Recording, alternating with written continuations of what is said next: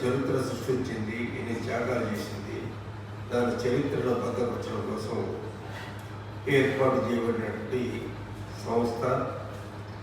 దాన్ని స్వయంగా తెలంగాణ సాయుధ పోరాట సేనాని రామనారాయణ గారే ఆ ట్రస్ట్ని ఏర్పాటు చేశారు.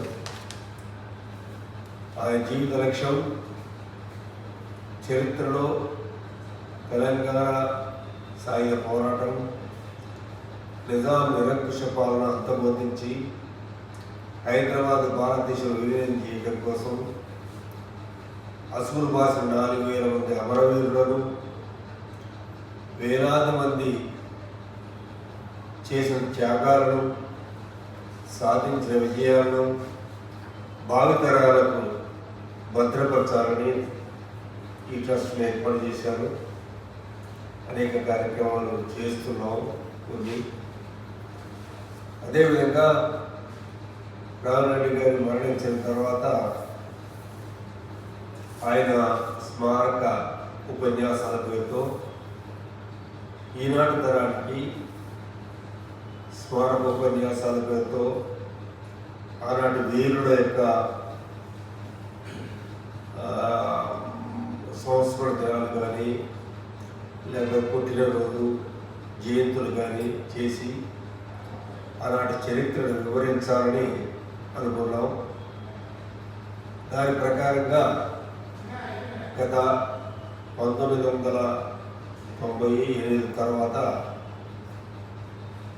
2000 సంవత్సరం నుంచి రాజీవ్ గాంధీ జాతీయ అవార్డు పేరుతోటి ఒక అవార్డు నెలకొల్పి భారతదేశంలో వివిధ రంగాల్లో ప్రసిద్ధులైన వారి చేత ఉపన్యాసాలు వినిపించి ఒక ముఖ్యమైన అంశం మీద వారిని సన్మానించాలని అనుకున్నాం. దాని ప్రకారం మొట్టమొదట ఆనాడు ఆర్థిక రంగంలో ఒక ప్రముఖుడుగా గుర్తించబడినటువంటి బందోపాధ్యాయులకు అవార్డు అందజేశాం. దాన్ని కోట్ల విజయభాస్కర్ రెడ్డి గారు ఇచ్చారనుకుంటారు. అలాగే ఆ తర్వాత యూపీఏ గవర్నమెంట్లో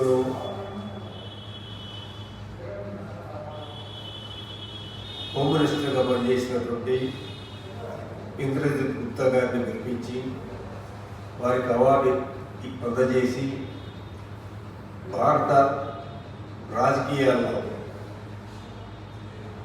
క్రిమినలైజేషన్ పాలిటిక్స్ దాని మీద ఒక ఉపన్యాసం ఇచ్చి వారిని సత్కరించడం జరిగింది.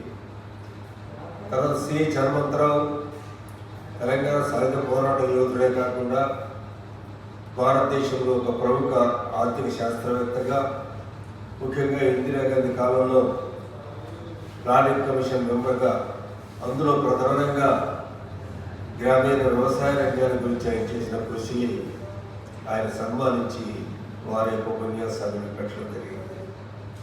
తర్వాత యూపీఏ గవర్నమెంట్లో చిత్తరంజన్ మిశ్రా రెవెన్యూ శాఖ మంత్రిగా కొన్ని విప్లవాత్మక మార్పులు తెచ్చారు.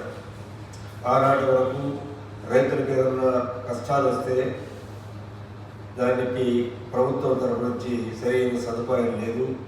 అటువంటి అనేక విషయాలు మార్పులు చేసినటువంటి వారి చేత స్మారక ఉపన్యాసం చేయించి వారికి ఇచ్చాం. తర్వాత భారతదేశంలో ఒక ప్రఖ్యాతిగాంచినటువంటి సాహిత్య సాంస్కృతిక రంగాల్లో పేరుగాంచినటువంటి శ్యామ్ బెనగల్, ఆయన మన తెలంగాణ వాసి, భువనగిరిలో పుట్టిన బిడ్డ. ఆయన భారతదేశంలో ప్రముఖులుగా గుర్తించబడ్డారు. వారిని ఆహ్వానించి వారి చేత స్మారకోపన్యాసం చేయించి వారిని సత్కరించుకున్నారు. తర్వాత అట్లాగే భారత కార్మిక రంగంలో ప్రముఖుడుగా ఉన్నటువంటి అలాగే విధంగా కమ్యూనిస్టు ఉద్యమంలో, విప్లవ ఉద్యమంలో ప్రముఖ పాత్ర నిర్వహించినటువంటి ఏబి బర్ధన్ గారికి, తర్వాత సుధాకర్ రెడ్డి గారికి మేము ఈ యొక్క అవార్డులు ప్రదానం చేశాం. అనివార్య కారణాల వల్ల ఆ కార్యక్రమం మధ్యలో ఆగిపోయింది. దాని కొంత ఆంతరిక విషయాలు రెండవది తెలంగాణ ప్రత్యేక తెలంగాణ ఉద్యమం, ఆ తర్వాత కరోనా, ఈ రకరకాల కారణాల వల్ల దాన్ని చేయలేకపోయాం.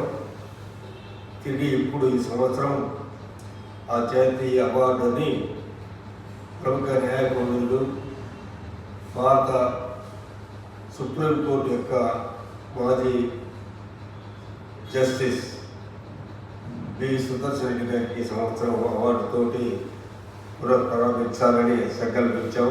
22వ తేదీ నాడు పురస్కారం కార్యక్రమం జరుగుతుంది. దానికి ముఖ్యమంత్రి శ్రీ రేవంత్ రెడ్డి గారు హాజరవుతున్నారు.